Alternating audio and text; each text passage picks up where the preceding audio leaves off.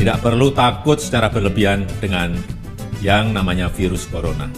Karena virus corona dari data yang saya terima, 94% lebih penderitanya dapat disembuhkan.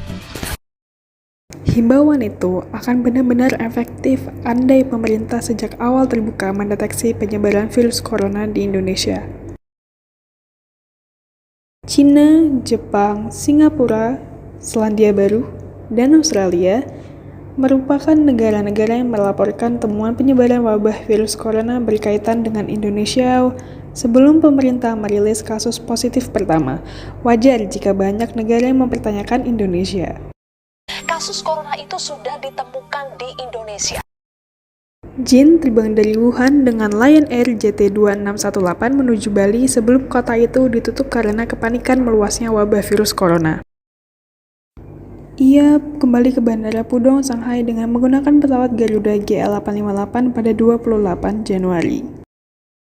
Tiba di rumah, Jin dilarikan ke rumah sakit karena sesak napas dan demam. Ia dinyatakan positif terjangkit corona.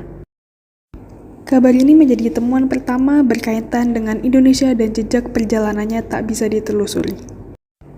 22 Februari, seorang pria Jepang dinyatakan positif setelah ia pulang dari Indonesia. Pada 19 Februari, ia kembali ke Jepang. Sehari kemudian, ia dilarikan ke rumah sakit karena sesak napas dan dinyatakan positif terinfeksi virus corona. Ini adalah kasus ke-29 di Jepang dan masuk dalam kategori pasien terparah. Temuan kasus corona di luar negeri dan berkaitan dengan Indonesia bisa menjadi gambaran bagaimana pandemi ini bisa menular ke banyak orang seperti dalam kasus positif pertama di Jakarta.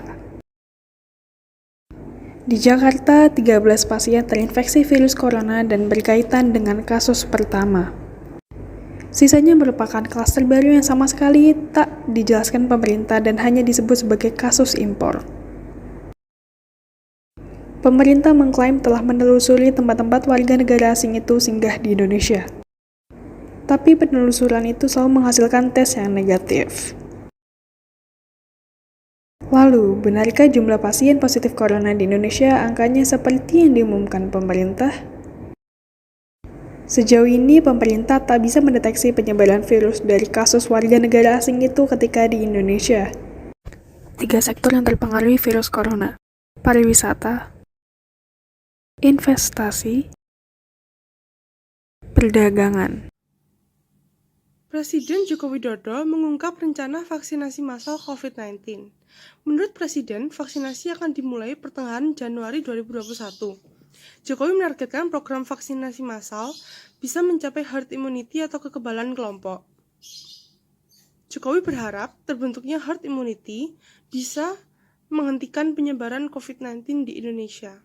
Dalam mendukung program vaksinasi nasional COVID-19, Presiden Jokowi menerima suntikan perdana di Istana Merdeka Jakarta. Macam-macam jenis vaksin COVID-19 di Indonesia, jadi terdapat 6 macam. Yang pertama vaksin buatan PT Bio Farma, AstraZeneca, Sinopharm, Moderna, Pfizer, dan juga Sinovac. Meski diproduksi oleh produsen yang berbeda, keenam jenis tersebut memiliki cara kerja yang sama. Pemerintah sekarang resmi mengizinkan vaksinasi COVID-19 jalur mandiri yang dibebankan kepada pihak swasta. Program vaksinasi ini dinamakan vaksinasi gotong royong. Vaksinasi gotong royong memakai vaksin Sinopharm dan CanSino.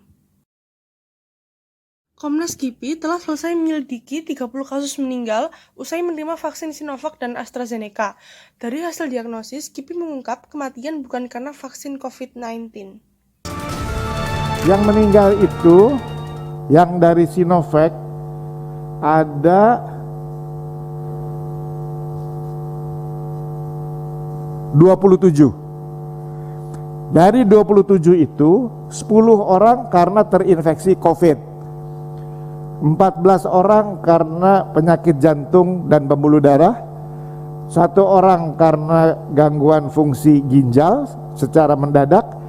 2 orang diabetes mellitus dan hipertensi yang tidak terkontrol. Saya garis bawahi bahwa dari 30 tadi kematian yang disebut KIPI serius tadi, sampai saat ini belum ada satupun yang disebabkan atau memiliki hubungan sebab akibat dengan vaksin. Dalam logika kedokteran, dalam logika public health kesehatan masyarakat, aman itu artinya ketika manfaatnya melebihi resikonya. Jadi aman itu bukan tidak ada apa-apa, tidak ada. Makanya kita selalu sampaikan bahwa setelah vaksinasi dapat timbul reaksi-reaksi seperti demam dan lain sebagainya, ya. Nah, tapi sampai saat ini kita ketahui bahwa dari semua vaksin yang digunakan di seluruh dunia untuk vaksin COVID, termasuk Sinovac, AstraZeneca, itu manfaatnya jauh melebihi daripada risikonya, terutama dalam risiko di tengah pandemi seperti sekarang ini.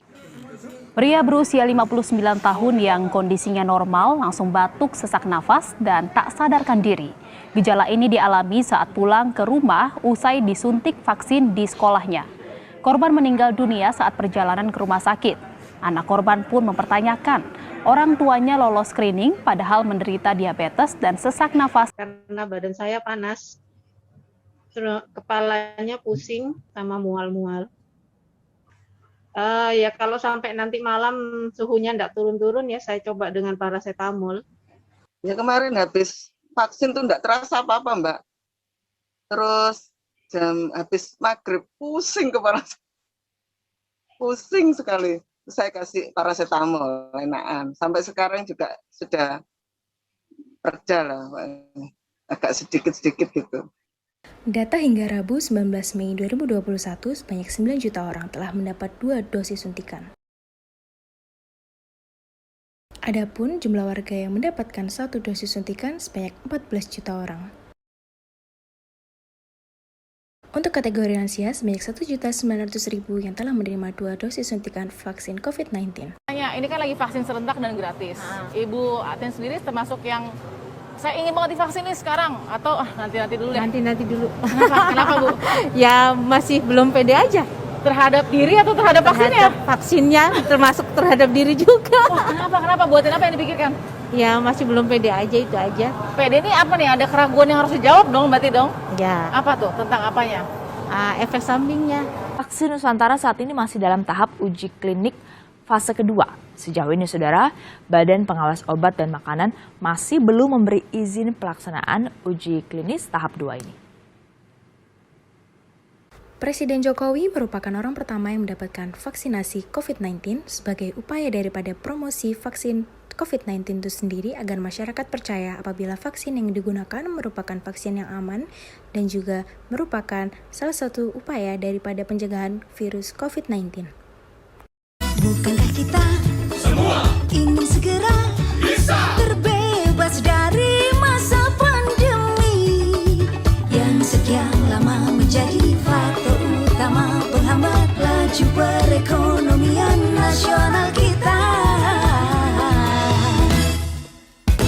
Vaksin merupakan suatu upaya bela negara. Hal ini dikarenakan dengan mengikuti vaksinasi, kita berarti membantu program pemerintah untuk segera menuntaskan pandemi COVID-19. Selain itu, kita juga peduli terhadap sesama dengan menghentikan penyebaran COVID-19 dengan cara vaksinasi. Yuk, segera ikuti vaksinasi!